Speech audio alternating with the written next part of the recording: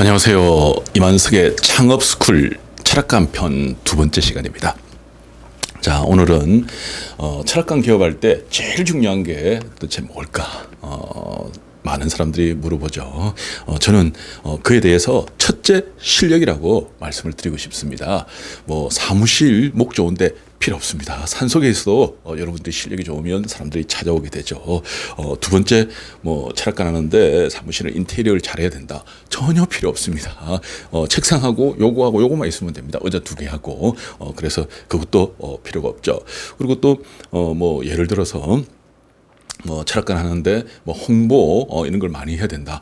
홍보 안 해도 됩니다. 사람들이 전부 물어 알아서 다 찾아옵니다. 또 여러분들이 홍보를 해가지고 사람들이 많이 왔다 그래도 예를 들어서 여러분 실력이 없다.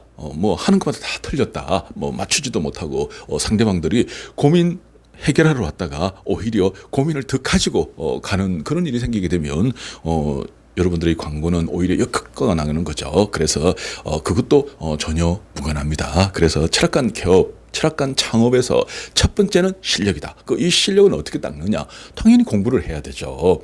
나 공부한 거 별로 없는데 지금부터 하십시오. 역학이 그렇게 어렵지가 않습니다. 대개 사람들이 이제 역학이 굉장히 10년 해도 안 된다, 20년 해도 안 된다, 30년을 해도 알똥말똥이다 이렇게 말씀을 하는데 안 되는 사람들은 30년 아니라 40년을 해도 당연히 안 되죠. 우리가 우물을 팔 때를 생각하면 됩니다. 딱 정확하게 물줄기를 보고 그걸 딱 파고 들어가면 우물이 분명히 물이 나오게 되죠. 근데 여기 조금 쑤시고 저기 조금 쑤시고 여기 좀 파고 저기 파고 하루 종일 파보십시오. 아니면 1년을 파보십시오. 2년, 10년을 파보십시오. 되는가? 안 됩니다. 그래서 정확하게 찍어가지고 들어가야 된다는 겁니다. 그러면 보통 철학관에서 사람들이 제일 많이 물어보는 게 뭐냐? 당면 문제입니다. 당면 문제는 사람 사는 이야기예요. 이번에 우리 결혼하려는데 궁합 좀 봐주세요. 내가 조그만한 가게를 하나 차리려는데 이거 해도 될까요? 우리 아저씨가 이번에 진급할까요? 뭐 집안에 이런 일이 있는데 이제 운이 안 좋아서 그런 것 같은데 언제쯤 되느냐? 뭐 시골에 있는 땅이 언제 팔리느냐? 아파트가 언제 팔리느냐? 뭐 이번에 재판 문제, 성사 문제가 있는데 이게 어떻게 되겠느냐? 사람들을 물어보는 건 대부분 다 당면 문제입니다. 그거는 육신으로 푸는 거예요. 비경급제, 식신상관, 정제, 편제, 정관, 편관 이 육신을 가지고 풉니다. 그게 좋게 작용하면 좋은 쪽으로 이야기해 주면 되고 나쁘게 작용하면 좀 별로입니다. 아무래도 좀 조심하는 게 낫겠습니다. 양보하는 게 낫겠습니다. 이렇게 이야기해 주면 되는 겁니다. 우리가 할 수 있는 건 그거밖에 없습니다. 거기에 나쁜 걸 좋게 하고 좋은 걸 나쁘게 하고 전혀 그런 걸 저희들이 관여할 수가 없죠. 저희들은 객관적으로 운을 판단해 주는 거죠.